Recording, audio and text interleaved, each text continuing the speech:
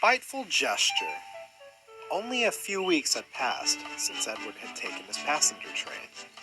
It had been Edward's first day out in a long time.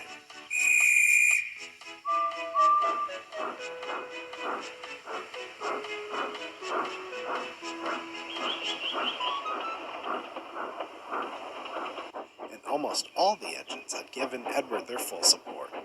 However, two did not. Gordon and 98462 were quite displeased with Edward. 98462 was one of 3 engines brought by the Fat Director to the railway on trial. He didn't have a name, just a number. He and Gordon had a great deal in common. They were both rude and cocky. However, unlike Gordon, he never seemed to know when enough was enough.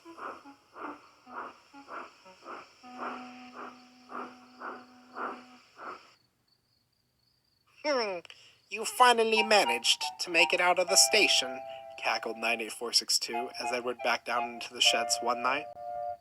Edward had just returned from his passenger run and was feeling quite proud. What a useless engine you are, Edward. I'm sure we'll be hearing plenty of complaints from the passengers tomorrow. You must have been running late all day. The others gave 98462 a foul look, but Edward just smiled. Actually, we were right on time. I'm very happy to be useful again, he chuckled.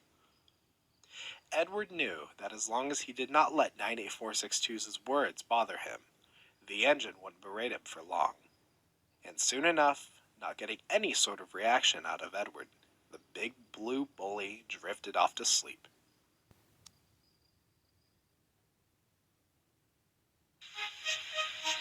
As Edward was now working regularly on passenger trains, the Fat Director extended the timetable to run later into the evenings.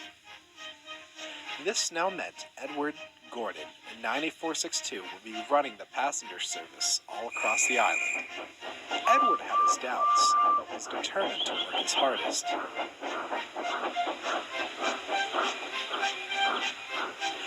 Fortunately for him, he ran the loop line, so only saw Gordon and 98462 at the big station. The weeks passed. Edward thought his trains were getting heavier and heavier, or he was getting older and older. The other engines had noticed this and offered to help. Ooh. No, thank you, hinted Edward. You have your own trains to manage. We can't upset the Fat Director's timetable.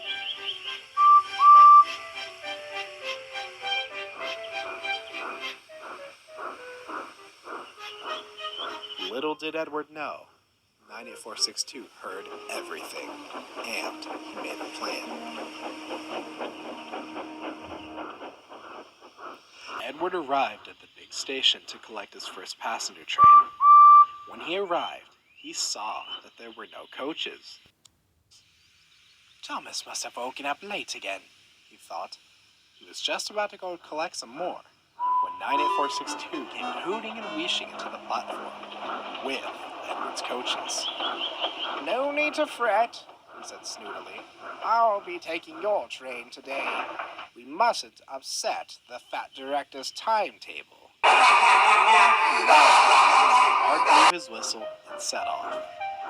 Edward was upset, but he thought it was best to get on with his work.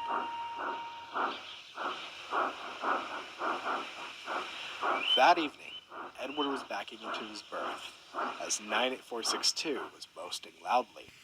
We don't need Edwin anymore. I've proven I can manage 2 trains at once. Why keep him around when all he does is get in the way? Edward helped build these rails that you run on, fumed Thomas. Without him, none of us could have a railway to work on. 98462 interjected. He's a thing of the past. Us bigger tender engines are faster, stronger, and more up-to-date than old iron. Edward finally gave up. He decided to take a stand against 98462.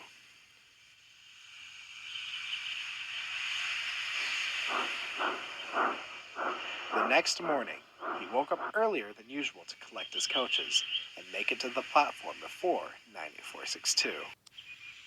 The yard was silent, and Edward felt sure he had beaten him.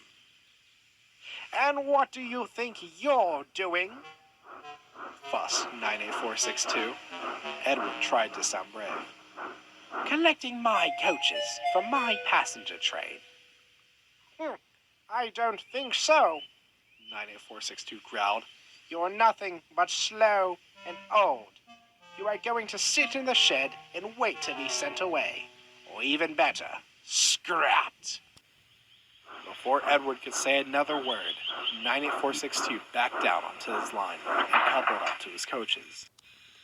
Edward's heart sank, but not for long. And just what do you think you're doing? Bellowed a familiar voice. It was the fat director. Collecting my train, sir. 98462 replied, trying to look innocent as he could. From what I've just seen, that is not the case at all. I've had passenger complaints saying they were taken to the wrong stations, and fellow workers complaining about your treatment of others. 98462's face turned white as a ghost. My engines, the fat director went on, work hard and help fellow engines. You have done neither of those. Let me remind you, I had brought you here to work here on trial, and I can see you are not fit for my railway. You shall go back home to the other railway tonight. For now, I want you to go back to the sheds immediately. 98462 couldn't muster up a response, so he sulked back to the sheds. The fat director turned to Edward. You must understand, Edward. You are one of my engines. You might not think so, but you are not alone on this railway. If you have any troubles, you must come and see me right away. Understand? Edward could see from his warm smile that the fat director was told everything. He looked across the yard and saw Henry and Thomas smiling back.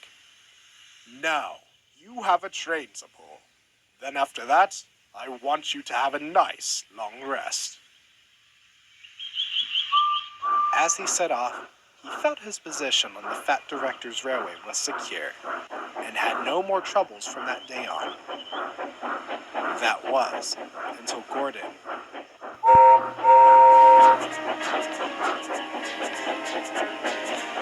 I mustn't say any more, or I shall spoil the next story.